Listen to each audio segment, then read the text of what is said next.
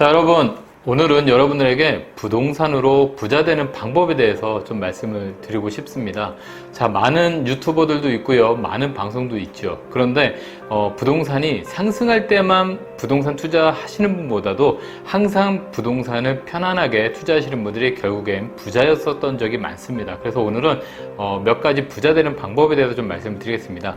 부동산에 대한 공부를 하라고 말씀을 드리고 싶은데, 자, 이 공부라는 건 정말 여러 가지가 있겠죠. 그런데 우리가 운동을 하면서 건강을 유지하듯이 부동산도 항상 이 건강을 유지하기 위해서는 평상시에 꾸준하게 공부를 좀 해줘야 됩니다. 자, 그런 것들은 뭐냐면 뉴스를 통해서도 공부를 하실 수 있고요. 사실 지금처럼 부동산이 많이 올랐다가 떨어지는 것에 대해서 학습을 하시거나 또는 경험을 하신다라고 하면 이런 것들이 바로 다음 사이클에서 공부가 된다는 것입니다. 그렇기 때문에 부동산에 있어서 학문적으로 대단히 접근하는 것보다는 지금 현황에 대해서 정확하게 좀 파악을 하시고 고민을 해보시면 아마 다음 시장에서도 충분히 이용이 가능하실 거다, 이렇게 보여집니다. 부동산 사이클에 대해서 좀 이해를 하자라는 것인데요.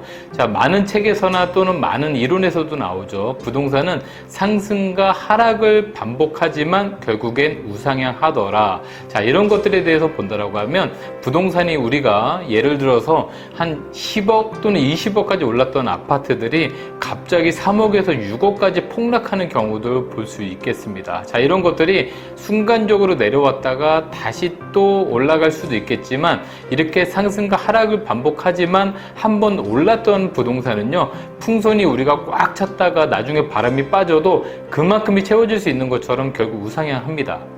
자, 이런 것들은요, 이런 부동산들에 대해서 떨어지는 것도 조금 이해를 하시고 올라가는 것도 이해를 하시면서 결국은 버틸 수 있는 힘이 있어야 된다는 것입니다. 쌀 때 사라, 이게 되겠습니다. 자, 부동산이 좀 전에 말씀드린 것처럼 올랐다가 떨어지죠. 그런데 더 떨어질 것 같아서 사실 못 사는 경우도 많습니다. 주식도 떨어질 때 산다라는 게 굉장히 어렵죠. 하지만 부동산 같은 경우에는 사실 주식처럼 그렇게 우리가 흔하게 알고 있는 휴지 조각이 되진 않습니다. 그렇기 때문에 내가 생각하기에 좀 싸다라고 생각하면은 좀 적극적인 매수를 하셔도 되는데, 사실 시장에서 내가 가격을 결정할 수 있는 부분은 경매 시장이 가장 빠릅니다. 그래서 공급과 수요에 대한 원칙에서 가격을 결정하는 부분에 있어서 경매 시장은 매수자가 가격을 결정하기 때문에 이렇게 하락하는 시점에서는 가장 매수자가 가격을 결정할 수 있는 아주 좋은 시장이다, 이렇게 말씀드릴 수 있겠습니다. 절대 팔지 말라고 합니다.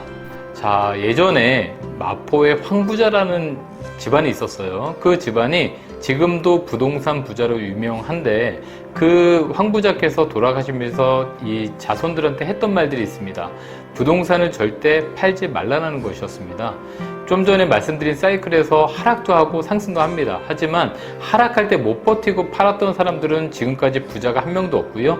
그때 잘 버티고 절대 팔지 않았던 사람들은 지금 부자라는 소리를 듣고 있죠. 그렇기 때문에 부동산은 팔지 않아야 됩니다. 자, 그러려면 팔지 않아도 되는 수익원이 계속 꾸준히 들어올 수 있는 여러 가지 포트폴리오가 필요하다는 것이죠. 좀 전에 말씀드린 팔지 말아라에 대한 어떤 보완책인데, 안 팔기 위해서는요, 부동산은 시세 차익만 보는 부동산뿐만 아니라 나한테 월세나 어떤 수익을 갖다 주는 부동산이 골고루 이렇게 분포되어 있어야 됩니다. 그렇기 때문에 포트폴리오를 잘 조성해야 되는데, 남들이 시세 차익형에 주목을 하실 때 여러분들은 약간 월세가 나오는 것에 좀 주목을 하시면 좋을 것 같고요.